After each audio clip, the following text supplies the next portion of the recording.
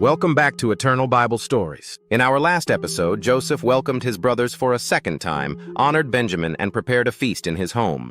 Now, the time has come for one final test and a long-awaited revelation. This is the story of Genesis chapters 44 and 45, the final test and revelation. Joseph forgives his brothers.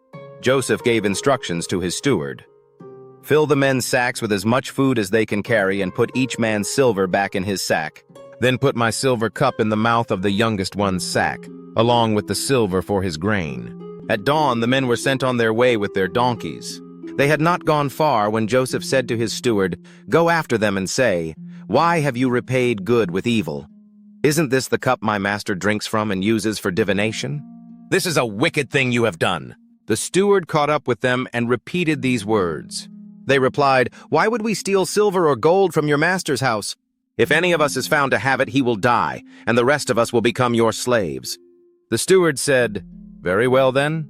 Whoever is found to have it will become my slave. The rest will be free from blame." Each of them quickly lowered his sack to the ground and opened it. The cup was found in Benjamin's sack. At this they tore their clothes. They loaded their donkeys and returned to the city. Joseph was still in his house when Judah and his brothers came in, and they threw themselves to the ground before him.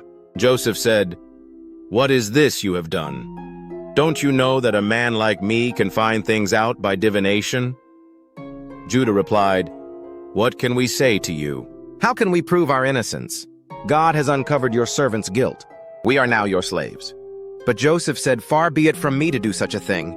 Only the man who was found to have the cup will become my slave. The rest of you go back to your father in peace." Then Judah approached Joseph and said, "Please, my lord, let me speak a word. We have an aged father, and there is a young son born to him in his old age, his only son left from his beloved wife. His brother is dead, and he is the only one left. If anything happens to him, our father will die in grief. I guaranteed his safety to my father. Please let me remain here as your slave in place of the boy. Let the boy return with his brothers. How can I go back to my father if the boy is not with me?" Then Joseph could no longer control himself before all his attendants. He cried out, "Have everyone leave my presence!"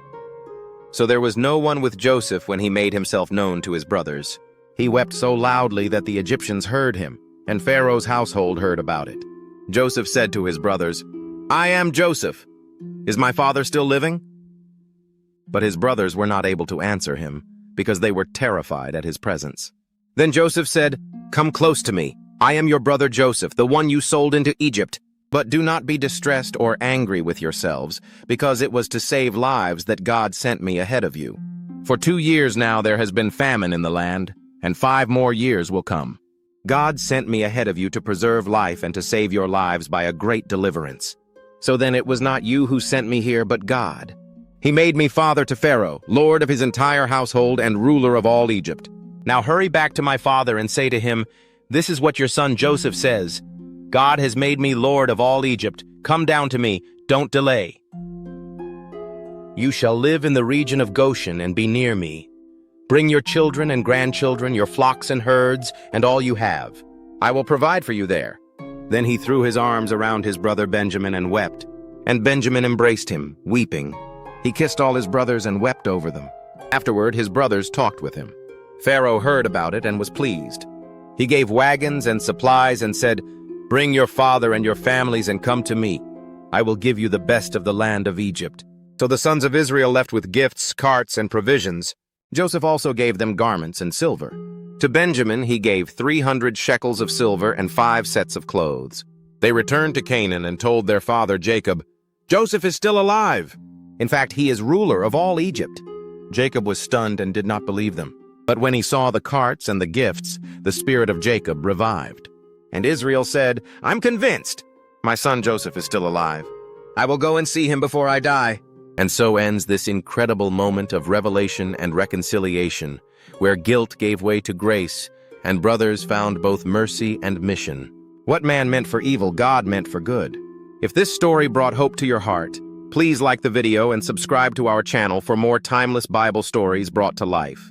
We'll be back soon with the next episode as Jacob journeys to Egypt to reunite with his son. Until then, may the eternal word guide you.